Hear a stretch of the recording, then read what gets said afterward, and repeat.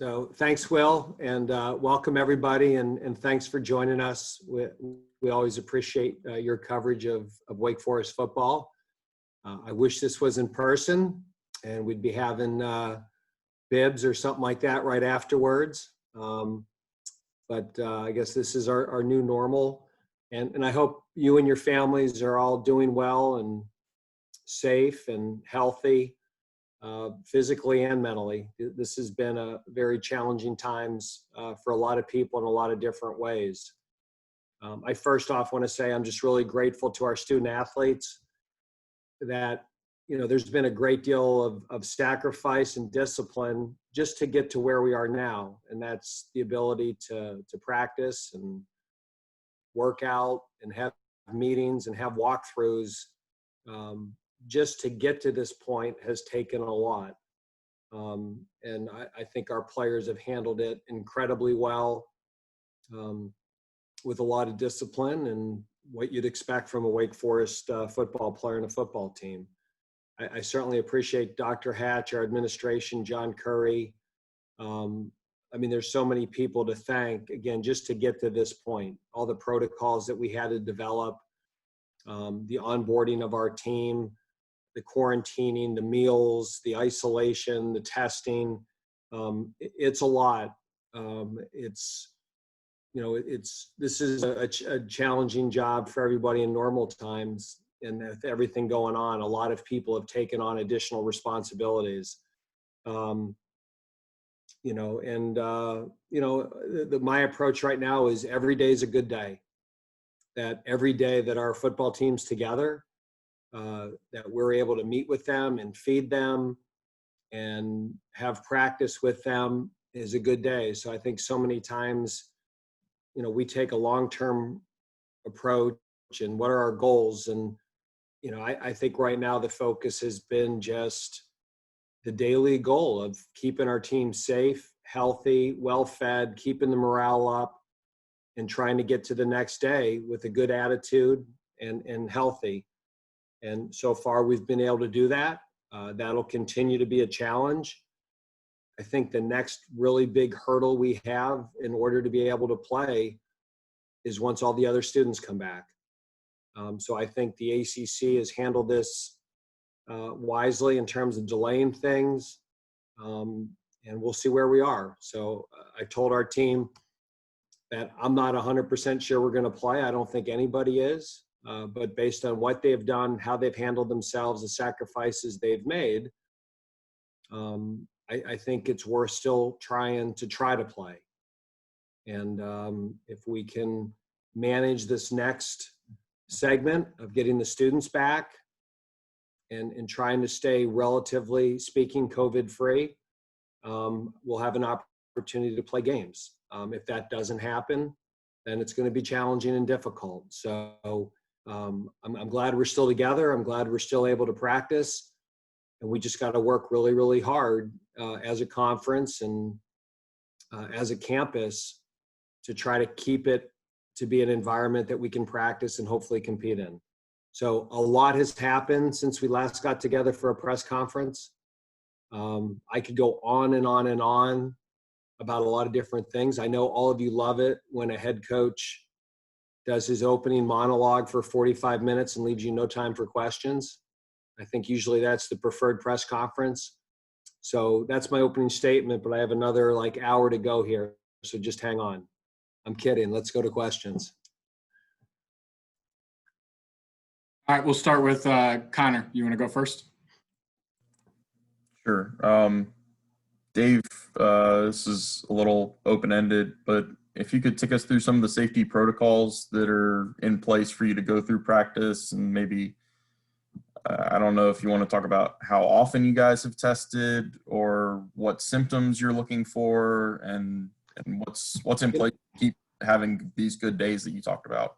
The whole testing protocols, symptoms, frequency of tests, positive tests, I really would rather have our medical people make those statements. I'm a football coach, and in terms of describing medical protocols and why they do them, I've had to be a really good listener and follow those protocols. I don't want to be the spokesperson for Wake Forest on that.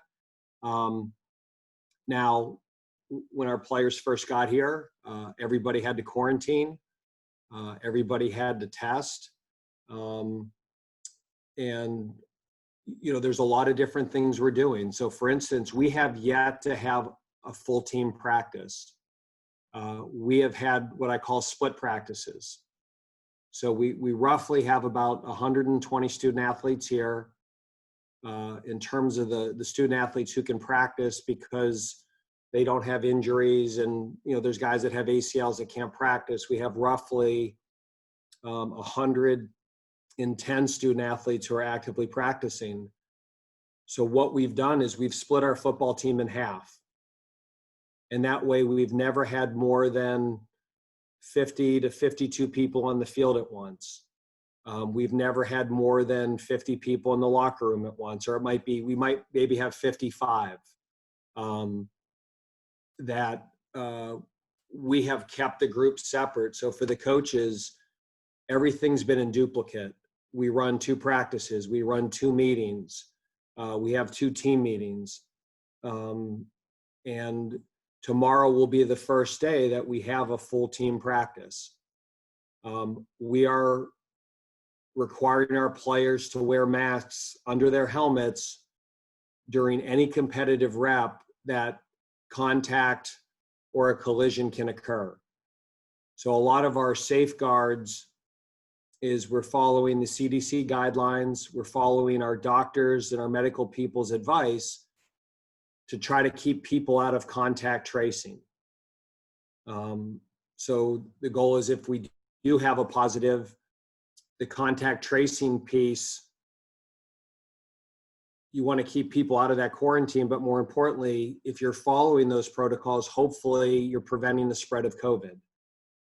So when Dr. Hatch spoke to our team the other day and all the players were in masks, that's because that's how we're practicing. We are practicing with masks on, and not just shields, but masks. So we've kept the squad sizes smaller. We've practiced 2 separate groups. Even tomorrow when we practice as a whole football team, we'll bring the A group out first and do a walkthrough with them, and they have to get out of the locker room before the second group can come in. We never want a locker room that has more than 50 or 55 people in it at once. So it's required more work, but if it keeps our players safe, it's worth it. The other thing we've done is we have not practiced with full pads once. We are still trying to play. I don't know 100% sure if we're going to play. And so we're going out of our way to keep our players up and keep them healthy, not just from a COVID standpoint, but from, we don't want to have a player suffer an injury in a scrimmage or a live drill, and then there's a chance a week from now or 2 weeks from now we're not playing. So we've been extremely cautious of just trying to keep our players up. We are practicing uppers, but we're not live tackling now. We're not cut blocking. And we're going to hold off on that until, to me, there's like, hey, 100%, we're playing, it's on. I don't know if it'll ever be 100%, but, I feel with more certainty that we are going to have games.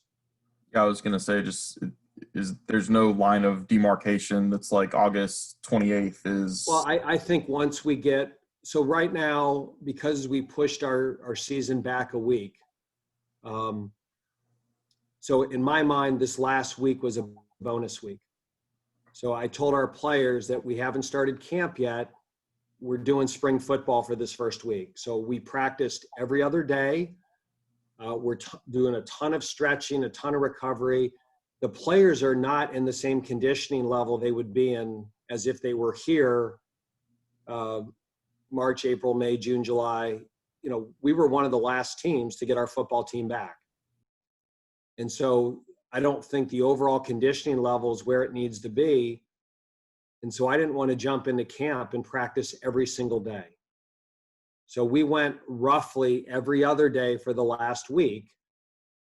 And if our opening game had been September 12th, we would have just started practice today. So I don't feel like we're behind. And by practicing every other day, our players have gotten used to wearing masks while they practice, wearing a helmet, staying up. And so a lot of ways we're learning a lot because of this that I'm not so sure that I won't try to apply years down the line. I mean, the NCAA rule is you're allowed to have 25 practices in 29 days before camp. We're going to probably end up with 25 practices, but it'll be over between 35 to 40 days. And I'm not so sure I wouldn't love a model like this going forward. Our kids feel fresher. We've had less soft tissue injuries.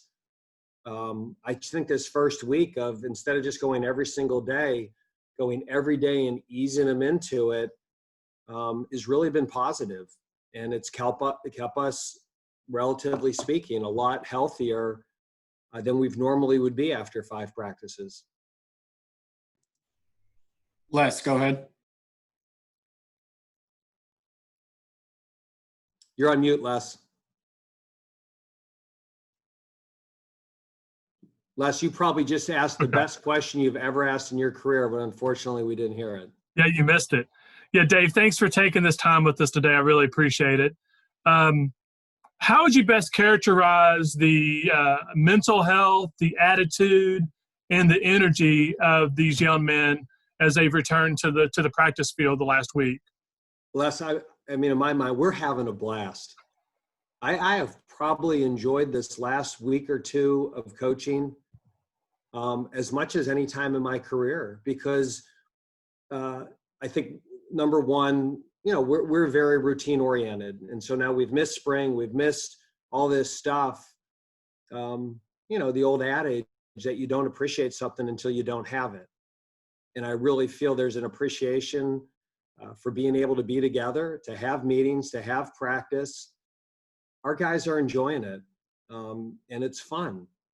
And I love being around them. And so I've really, really enjoyed this. And I think our whole staff feels the same way. And again, like I said, every day that we're with these players and we're with the staff and we're together is a good day. And we just got to string together good days. And at some point, if it's decided that we can play, that'll be great. And at some point, if it's decided that it's not wise for us to play because that's in the medical expert's best opinion, you know, we'll deal with that in a positive way and move forward. But we're just taking it day to day. And I mean, we're having a blast. I'm having so much fun right now. This is probably as much as I've enjoyed coaching, and I always enjoy it, but I'm having a blast. It's just great to be around these players and our coaches again. Mike, go ahead. Coach, you just kind of explained that you're having a blast and the players, everybody's upbeat and you're not taking it for granted. But the question I have is for you, the challenge, is this the most challenging year so far of coaching because of the protocols and because of the safety measures and because the players have had to, exercise so much discipline just to get to this point? Has this been the biggest challenge so far? Oh, I hate to ever say anything's the biggest challenge. This is certainly a unique and a different challenge.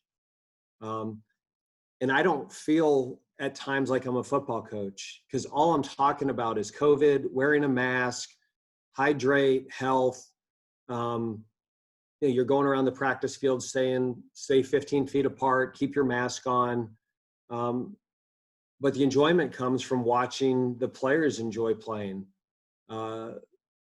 So again, I don't look at it. We're dealing with a pandemic. We're dealing with COVID. It is certainly unique, but we enjoy the challenge of it. If we could ever pull this off, how rewarding would that be? But we want to pull it off with minimal risk. And again, if at any point the medical people say you shouldn't play because the risk level is too great, we'll certainly accept that decision. Right now, we're being told by our medical experts in the ACC that it is safe to continue to try to play. But we've had to, the work was before we got here, and then it was really nice having those 2 weeks of walkthroughs, because we were really able at that point to kind of train behaviors about just making the mask wearing automatic, and making that a habit. And as you can imagine, the first week, put on your mask, cover your nose, instead of get lower, bend your knees and sink your hips, that became our coaching points. Josh Graham, go ahead. Coach, thank you so much for spending the time. It's just good to see you. And I got 2 quick things. First off, Dabo said earlier in the week that you can be a student and do everything virtually, but you can't be an athlete virtually. You said the next big challenge is when students get on campus.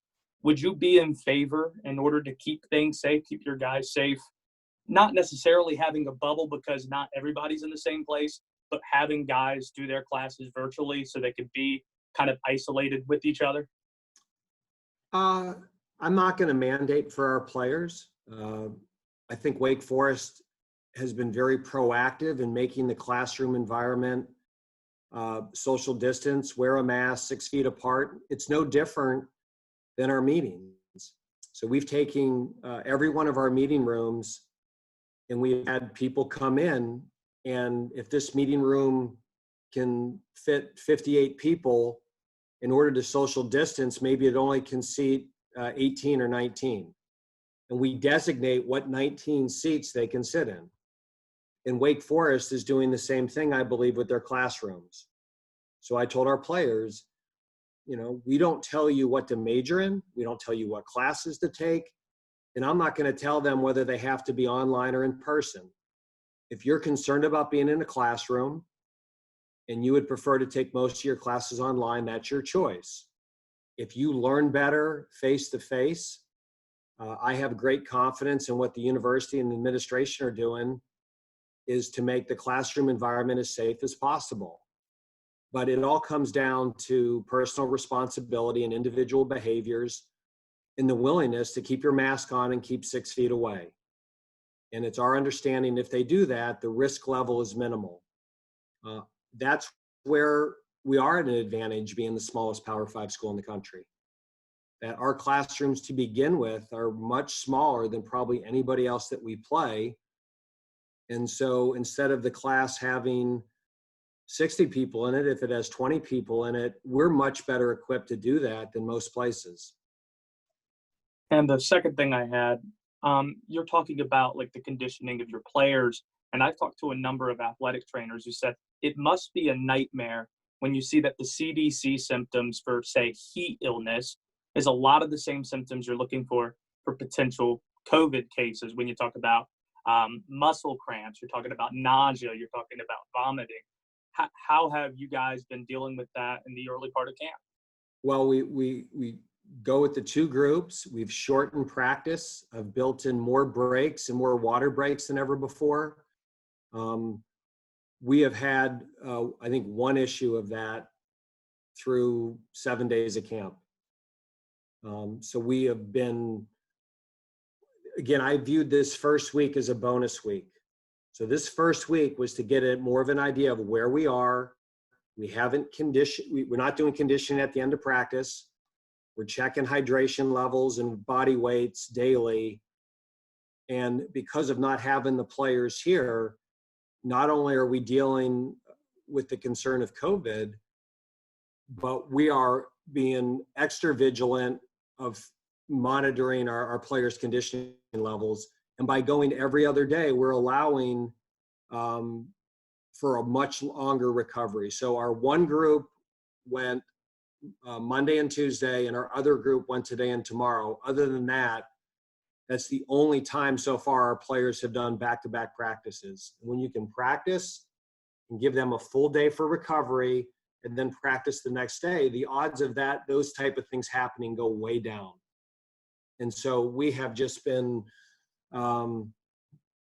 I think as cautious as we can possibly be to make sure that we're protecting against those other type of injuries or illnesses that can happen as a result of the players not having the same conditioning level they would normally have. In a typical year, we would be in a much different place and would have a better idea where they're at because they've been with us longer. Thanks, Coach. Yep. David Hale, go ahead. Dave, good to see you. First question, do you have a favorite office background or living room background of your reporters here? Is anybody really bringing it? I don't understand what you're talking about, David. I just was wondering if now that we're on Zoom, you can see into everybody's offices. If you really respect, what I'm saying is that Josh Graham's office situation looks terrible. Well, I'm giving you all my different backgrounds so you can appreciate all my different offices. I like the rings. I like the ones where the background is the bed that's unmade. That's I have strategically put my camera in a good spot where you don't see all the terrible stuff. And I've learned from other people, I'm making sure that nobody walks behind me nude right now as well. That's also very good advice, yes. I wanted to ask you, with some of the leagues that have postponed to spring, I don't know if you have personally reached out to any players about a potential transfer. What do you think about other coaches potentially looking to try and nab some guys from, whether it's FCS guys or some of the leagues that have canceled? Does that make sort of that transfer portal situation a problematic endeavor at this point? Yeah, it's hard to bring someone in if we're not sure we're playing. But if a player goes into the portal by their choice and they reach out to us, there's very few scholarships available right now. Yeah. So I don't think there's going to be this market, but if you were a grad transfer and you transferred to one of those schools to play your 5th year, and then you were hoping to go to the draft, I would imagine that if we do play, that some of those people that were in a league that canceled may look to play their 5th year somewhere else because there's not this 3, 4, 5-year investment in the program that they're at. So right now, I don't anticipate anyone else coming here, but 3 or 4 days from now, if a player reached out at a position of need, we would certainly consider it, but we just don't have a lot of room. Thanks. Lauren Walsh, go ahead. Hey, Coach, thanks so much for taking the time today. Since we haven't seen the team since the spring, I'm wondering how you would describe just the makeup of this year's team and the identity of your group, whether there is a season or not. Yeah, I think one of the biggest concerns I had going into this year was just we lost so many good leaders off of our team last year. Justin Sternad, Asang Bassi, Justin Haran, Jack Frudenthal, Cade Carney. And we usually take the off season and get a group of players and really try to develop the next group of leadership. And we didn't get to do that. And I think because of the pandemic, it has forced players to really step up and make sacrifices and say that this is important. So I feel much better about the leadership of our team than I did in the spring, because I think the pandemic in some ways has forged that. I think the social injustice that has happened has allowed players to find a voice and speak up and develop leadership roles. And I always enjoy our team. We have very smart, very well-balanced players who love football, but I think the players here have always seen the big picture, probably as well as anywhere I've been. And I think they're enjoying the moment day to day. I've tried to not give them false hope. We knew that, with the vote with the Big 12 the other night, it could have hung in the balance. And I think they were excited when the Big 12 continued. But they know it's tenuous.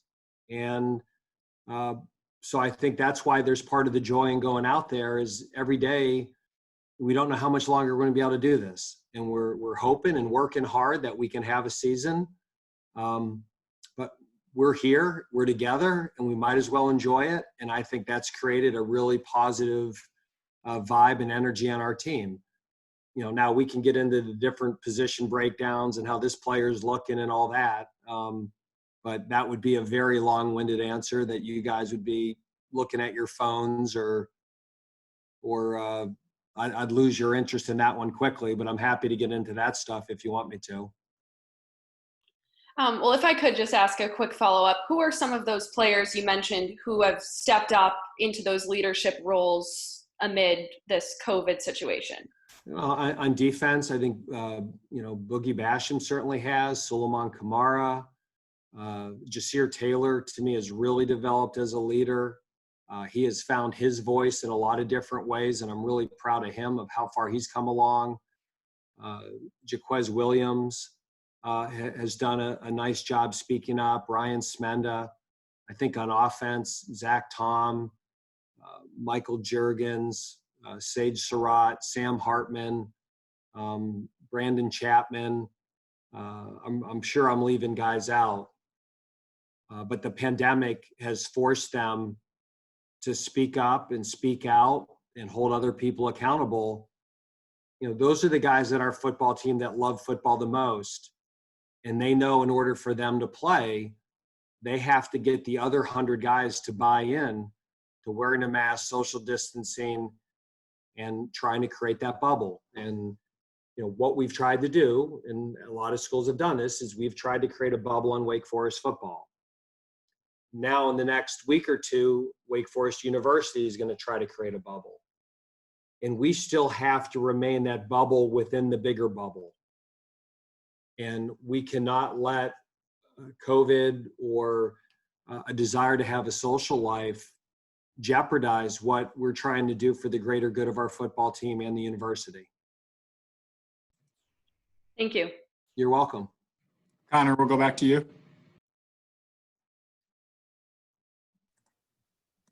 Yeah, Dave. Sam mentioned Monday, I think it was, that a couple of players had opted out, and I was wondering if you could tell us who they were. I think our policy is going to be that we're going to let the players announce that. And I think once we play a game, if they're not on the depth chart and the roster, you'll probably be able to figure it out. Will, am I allowed to share the numbers? Yeah, that's fine. We've had really 3 players opt out, 1 scholarship player and 2 walk-on players. And we're hoping that those guys will rejoin us in January or when the pandemic's over. But it's been 3. It's been 1 scholarship and 2 walk-ons have decided that because of COVID, they are not going to participate in football this semester. Then a little longer one, if I can. Brian Kelly mentioned to The Athletic last month now that he had seen your plan for spring football. And I know that's still in the contingency plans, and it's not what we're looking at right now, but I was wondering if you could share any kind of details of that with us. Well, it was very nice of Coach Kelly at Notre Dame to share that document with The Athletic.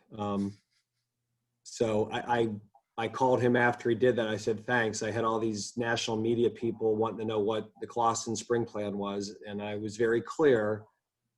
It is not my plan. It was the plan that we put together as ACC coaches. That was a collaborative group effort. And we were asked by the ADs to put together a spring plan if we didn't have fall football. Our choice is we wanted to play in the fall.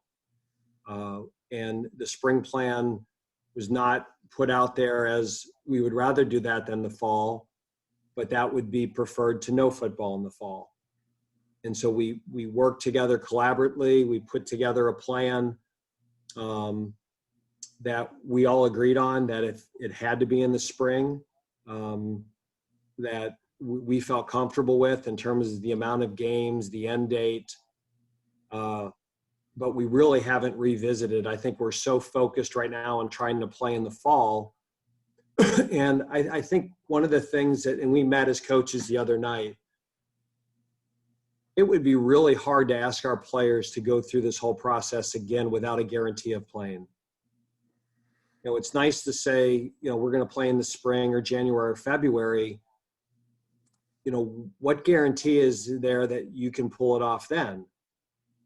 And after we've just made our players go through 6 weeks of quarantining, testing, not being able to isolate, I think it would be really challenging to ask them to go through all of this again unless there's almost 100% certainty that you're going to play. This has been challenging, getting everybody back, putting them in the separate residence halls, quarantining them, not allowing them to have outside interaction or go home on the weekends. It has not been easy. And I just think to start that whole process again, which you would have to do, unless something happens out there medically that can guarantee that you can then play a game, I don't know if that's fair to the student athletes. Les, we'll go to you.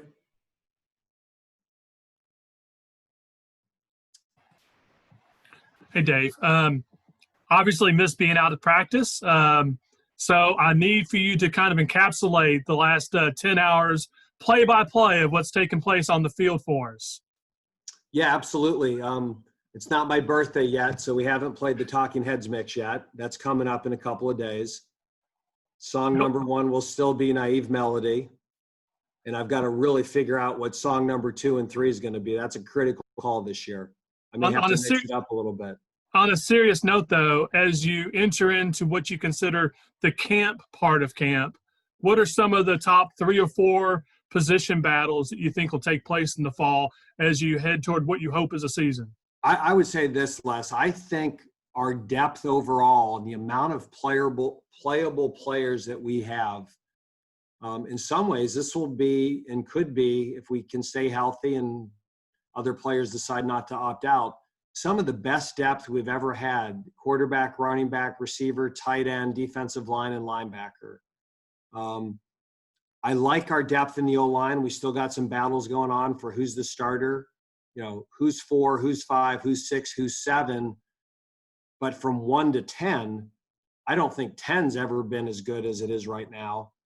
And then the other thing that we've really got to get figured out is the secondary, the corner position. So, you know, to me, the O-line battle, and again, I feel good about the O-line. I'm just not sure who's going to start and what the rotation is going to be.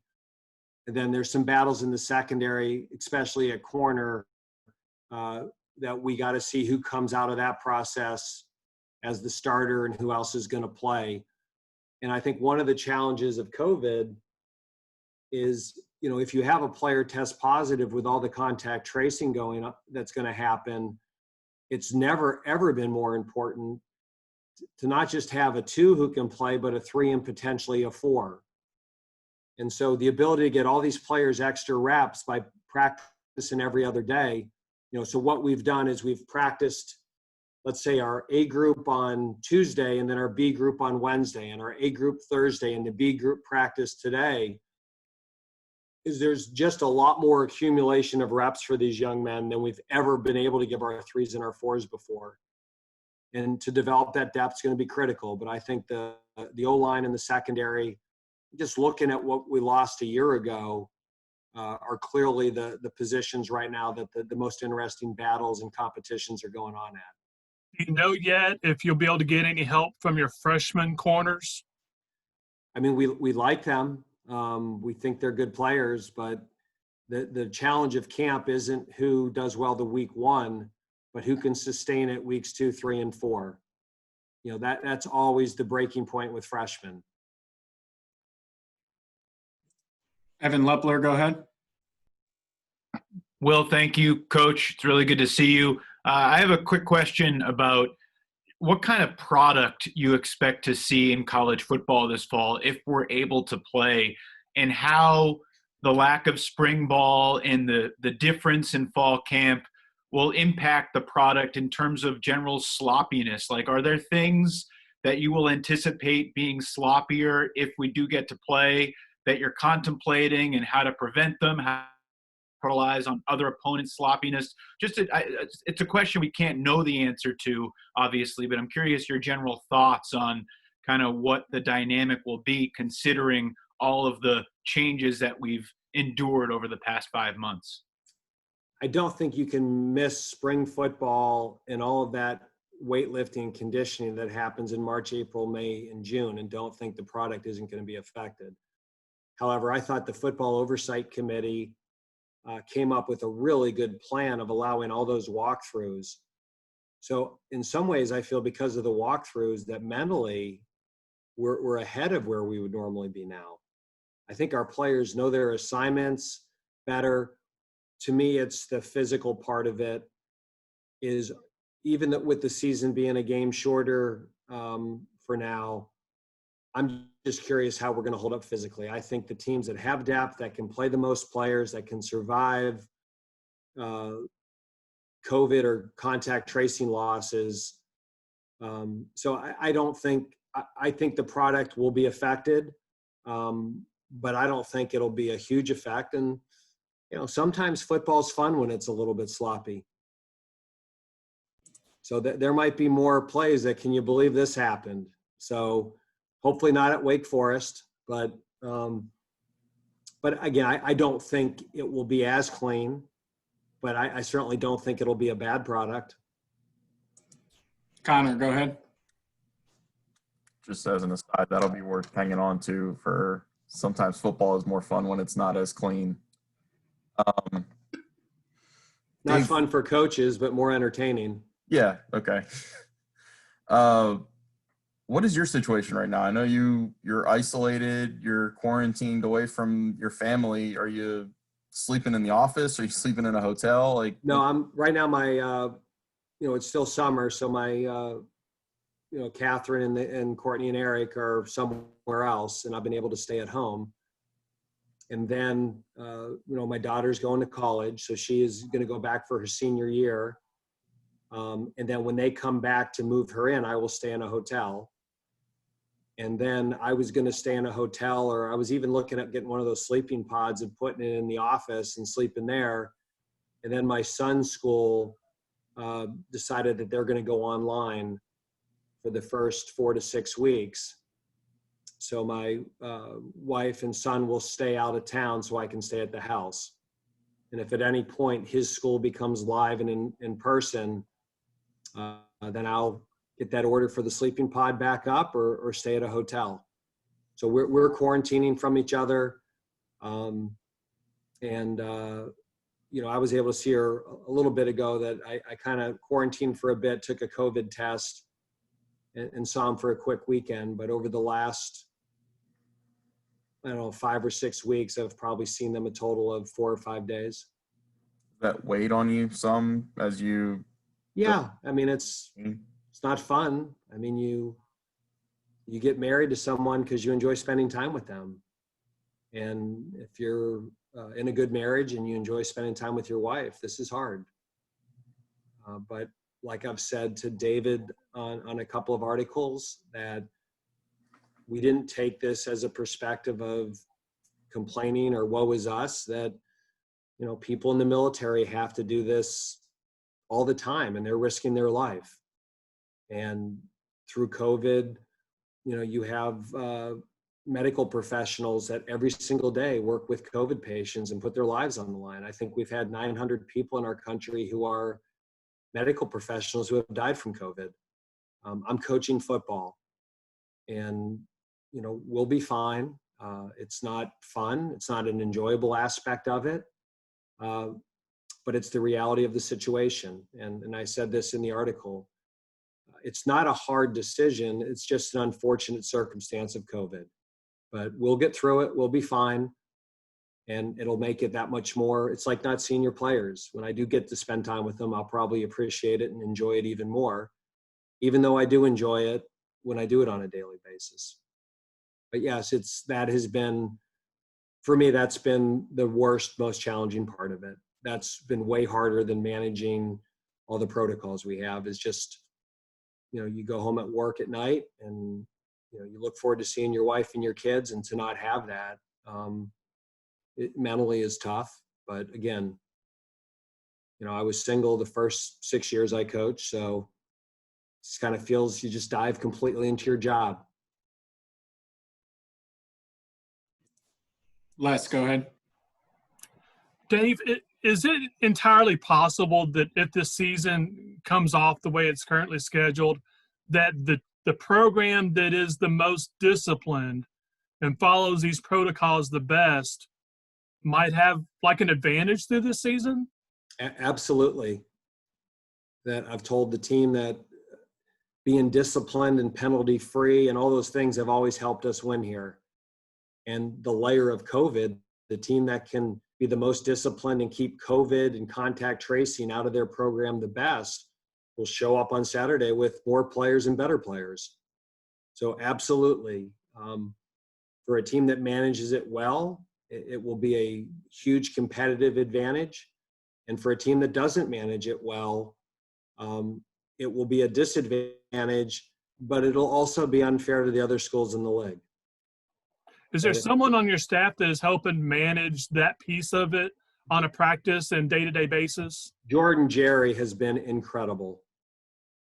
Jordan Jerry, our operations guy, has been the hero of our staff the last 2 months. I mean, his job description has tripled, and he's done an amazing job of organizing everything from how our kids shower changes, how our players in the locker room and how we eat has changed, and organizing all the to-go meals and making sure the kids have snacks and they get distributed in a safe and healthy way. I've just delegated that to him. That's why I'm having fun. If you had him on this interview, he would probably not say this has been so much fun. But Jordan's done an incredible job for our program, and we would be without Jordan, we'd have no chance of playing. Josh Graham, we'll go to you. Coach, obviously the conference looks a lot different than what it normally would with Notre Dame in the league, but also no divisions. Are you in favor of, you're talking about things you would like to keep in place moving forward with the way practices are allotted preseason? Would you be in favor of not having divisions in the ACC? Oh, I be honest with you, Josh, like to me this year is just a successful season this year will be playing football. And I think there's a lot of different things that you've had to change and adjust because of COVID and the pandemic. And this season and this schedule is just one of them. And, who knows what people think when this is done? Who knows what happens in college athletics? I think the whole thing right now is it's just a storm brewing. And I think there'll be permanent changes to college athletics because of this time period of all these different things going on with the pandemic, social injustice, players finding their voice, name, image, likeness about to come on board, potentially a one-time transfer. The dynamics of this thing are changing so quickly that who the schedule is and whether there's one division or two, that is like of my list of priorities somewhere in the 20s or 30s.